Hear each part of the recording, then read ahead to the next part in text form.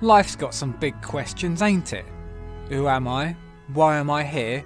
If there is a God, why did he invent Paddy McGuinness? These mysteries are especially hard to navigate as a child, and for answers, you need someone wise, trustworthy, mature.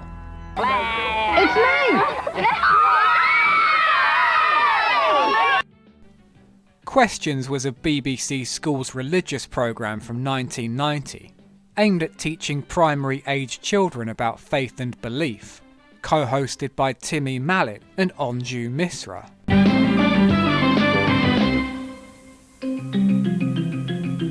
Ooh, I'm getting dizzy here. Hello. Do you ever ask questions? What's he doing hanging upside down? Is he completely bonkers? No, of course I'm not completely bonkers. This show's about one thing. It's all about questions. And here's a question. How many questions a day do you ask your friends at school? Oh, loads. Have you ever touched a BMW? Have you got AIDS? Are you positive? If I promise to give you £1 every day, will you stop flushing my head down the bog, sir?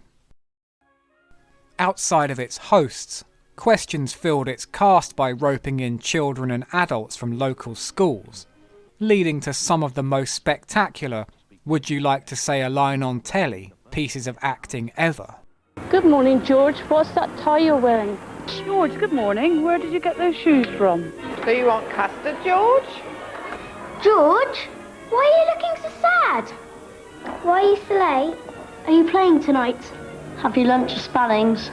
George, where's your dinner money? Why did nobody ask me what was in my parcel? What meat would your mum like this week? Fuck do you mean by that? Just a regular 12-inch salami, please. Even the Vox Pop kids aren't the usual stage school types. What did they think about that little story? It was okay, but it got a bit boring because nobody would carry a parcel around all day. Bad reviews of the show in the show. Before we get to the heavy stuff, they ease us in with questions like, how many bricks in Westminster Abbey? So we have... Taborak. Sophie. Melanie. So have you ever counted stones before? No. 10,000! How'd you got 10,000 already? Ow, what's up? There's hundreds and squillions of them. Hello. Hello, how are you? Who are you? But like a youth pastor telling a regretful time traveller, you know who else was his own father? Everything in questions is steering you towards a moral. Here it's about asking the right questions. What makes a building special isn't how many bricks, but rather... Well, Queen Elizabeth I was buried here. William the Conqueror was crowned here. And it's over 900 years old. I know it's the show's MO, but it's like being interrogated. When is a fire station not a fire station? He's a Sikh. Do you know what happens inside? How can beautiful music come from a filthy old violin? And why does an old man see it as something special? Who would you help in a time of need? I think I'd... Question. Just how many different religious buildings are there in your area? Do you know what my most favourite food in the world is? What are materials made of? Why do you have to have colour? Why can't the towel be on the floor? Where's the door? Where's the kitchen? I don't know, okay? I don't know. There's also the EQDA. Right, now then, EQDAs. What does that stand for? Easy question, difficult answer. I'll give you an example. Mean Girls style. They really want to get this over as a thing people say. There are questions that we can ask about it which aren't EQDAs but which are quite easy to answer. But there is at least one EQDA to ask here. The EQDA... EQDA. And that's a really big EQDA, isn't it? Yeah! Artist Anthony Green's here to judge these buildings some children have made. I'm in here. I'm in the pink. It's wonderful. Ceiling's good. And the sad house with the grey bricks and the frightening house with a lot of black. The bloke from Grand Designs after I've finished my dream home. This building is terrifying. It's got witches and bats and spiders and daggers and... black cat. And it's not very nice, and I'm not sure I want to be in here.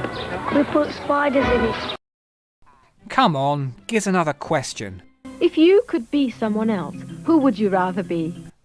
Oh, nothing comes to mind really. Yourself? I'd like to be Steve Creme because he's fast running. If I could be someone else, I'd like to be Maddie Hayes out of Moonlighting because she's very pretty and has lovely hair. If I could be someone else, I'd like to be President of the United States because I'd like to cut down on the crime and the robberies. If I could be someone else, I'd like to be Phil Cool because his impressions are just like the man he's taking off. Whoever you might like to be, the fact is, like it or not, you are you. But the question is, what are you? According to some graffiti in town. But in answering, what is a human being, they attempt to find out by making one. Dr. Frankensteining a life-sized homunculus, a Timmy golem. Right, all it goes in there. Wow, that's a lot of sugar. And it goes. I cut the bit where they poured 8 pints of blood and a mug full of jizz down its neck hole. Imagine intentionally trying to create another Timmy Mallett, though. Now, last item. It's complete. To be fair, Timmy's a lot more chilled and well-behaved in this. Doesn't once bonk anyone over the head, and keeps the shouting and prattling about to a minimum. This week's drama's hopefully not about someone getting their first fingers and tops round the back of the waltzers. There was only one thing at the school fair that looked as if it had been left over. An old violin on the bric-a-brac stall. It's a very old violin. I'm sure that you would like to buy it. No, I'd rather buy this, please. Nobody wanted an unstrung violin. No, thank you. I'd rather buy this. The noise of all this buying and selling woke up an old man who'd been having a kip amongst all the rubbish by the dustbins. Old man? He only looks about 40. Also, he stinks. And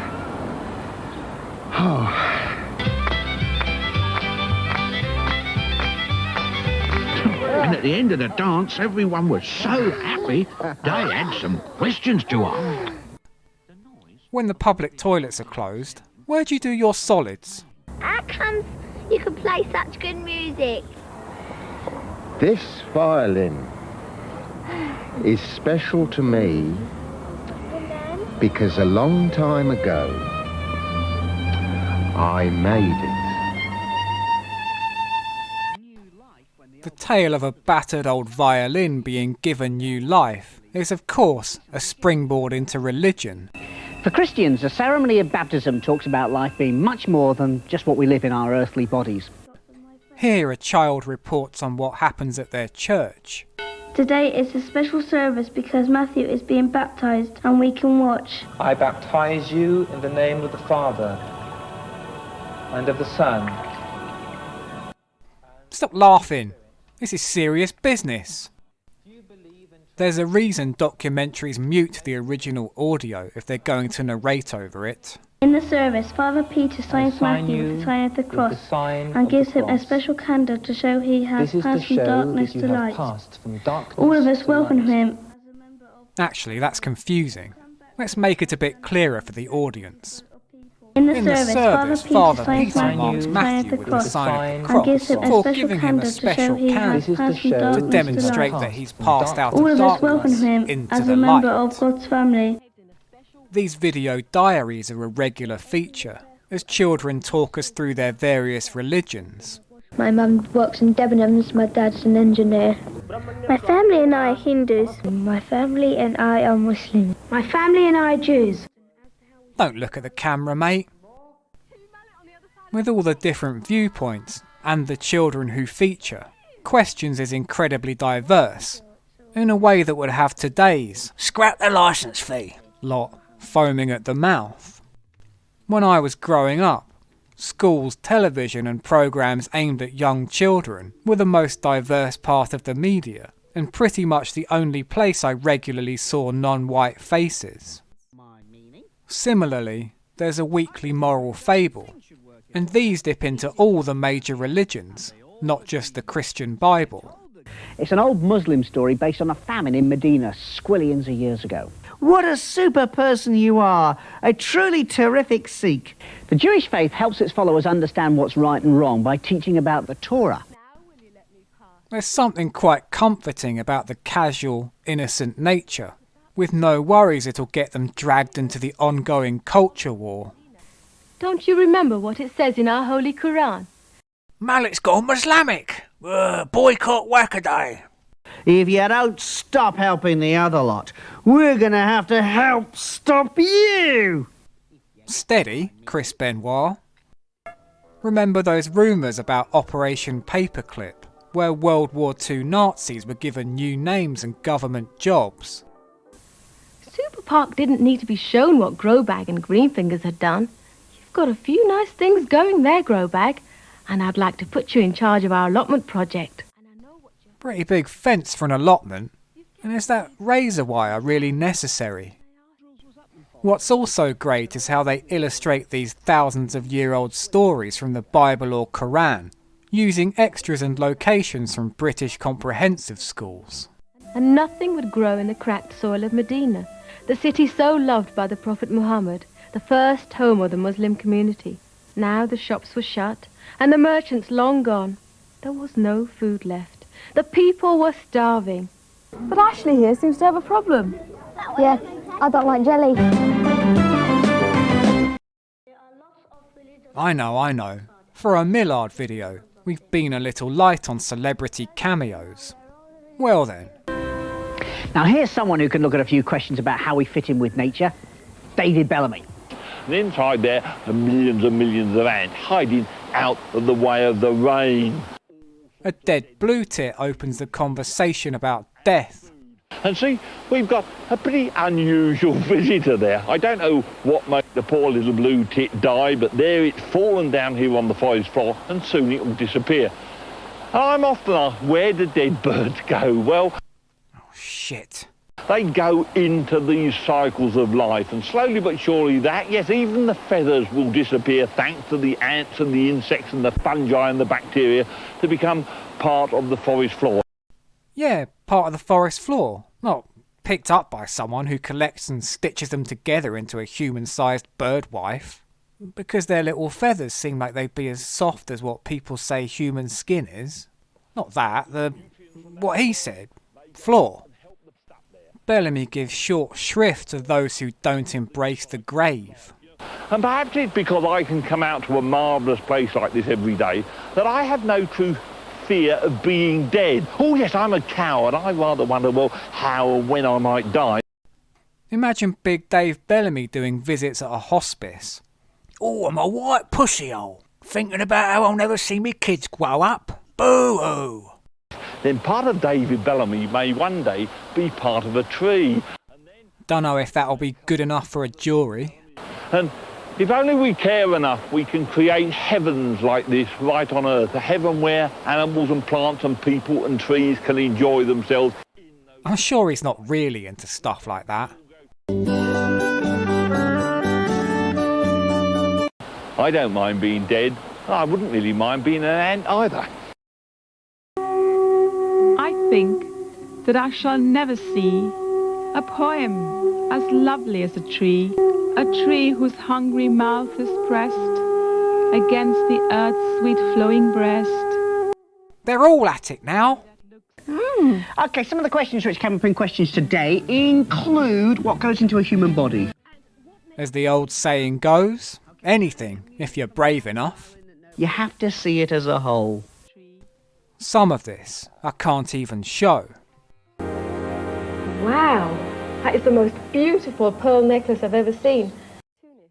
Let's clean things up by meeting a vicar. Oh, hello. When Timmy stumbles on my Pornhub search history, I want to call you Bi. the major underlying lesson is we're all the same. You, me, Paddy McGuinness. We all live on this planet Earth. Do you remember Comic Relief? Do I?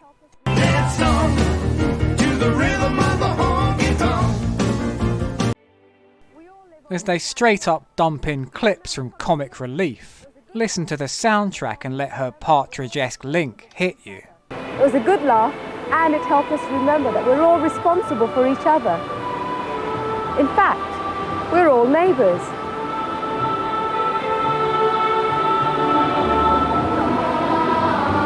The war here in Mozambique isn't a straightforward or a simple one. They seldom are. Comic Relief helped us remember Beadle is, in fact, always about.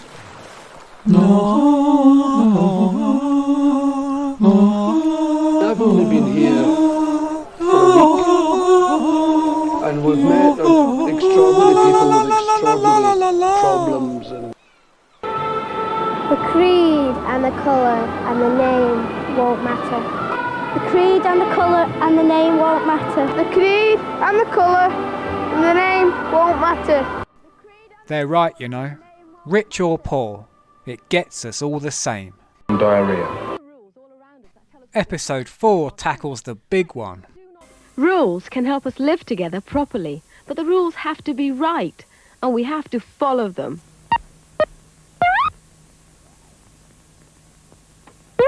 Everybody has a mind. Yeah, but only some of us have a dick and balls for a nose.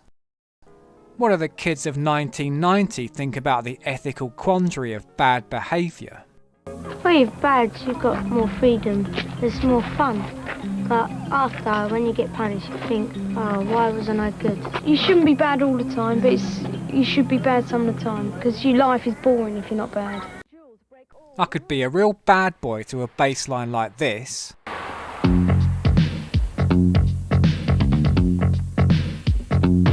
We went on a coach trip to the seaside.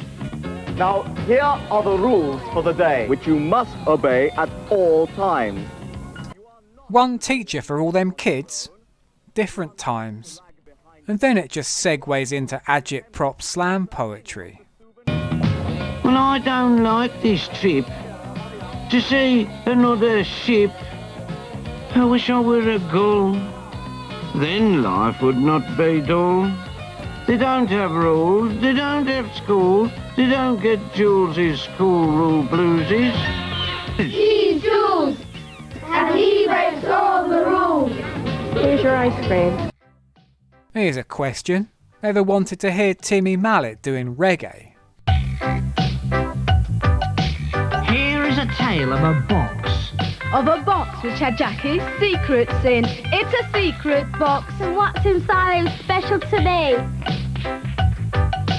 Meet her brother called Chris, who is sure he knew more than his sis. It's a wooden box. There's nothing in there. It's just a load of rubbish. You just won't get noticed. What's inside then? Is it locked? One final opinion piece really nails down the difference between boys and girls. Well, I've got a jewellery box and I put pieces of paper and all my secrets and all things like that, and I write them on the back of Christmas cards and put them in and make little books out of them. If I had secrets, I'd just probably forget them after a week. Question. Here's a real-life EQDA. On all our roads, there's one particular law or rule which is there to protect everybody, and that's the speed limit. Yet a lot of people break that law. Why? To find out, she does a ride-along in an unmarked car pulling over speeders. There's a car that seems to be speeding now. As you can see, his speeds come up at 93.43 miles an hour. It's our intention now to pull him over and point the offence out to him. What are you filming for? Police camera action? Traffic cops? Road wars? Timmy Mallett. But the car we were in isn't marked, and from the outside it looks just like any ordinary one. I spent a whole morning driving in it, and it was amazing that there seems to be a lot of drivers on the road who try to break the speed laws. A-cab now includes Pinky Punky. Now here's an EQDA, an easy question, difficult answer. How can we carry on doing what's right? Is it something that comes naturally? Or can we be helped? The outrageous school assembly vibes from this. I almost butterfly affected right back to infants.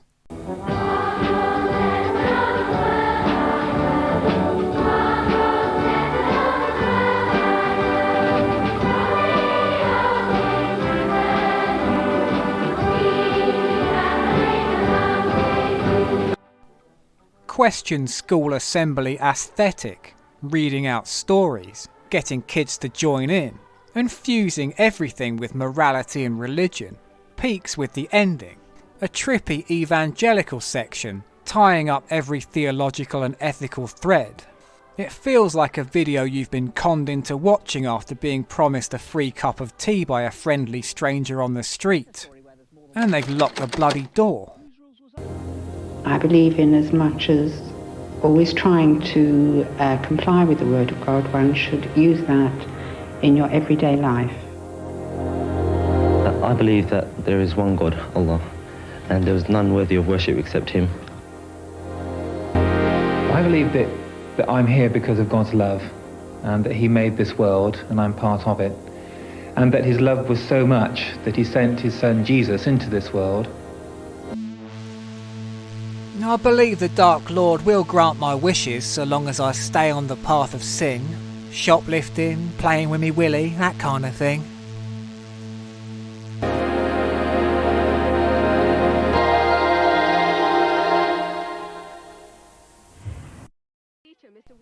Well, I hope that's cleared up all your questions, even any EQDAs you may have had. No? You still got one? Give it here then. What's the funniest name in the world?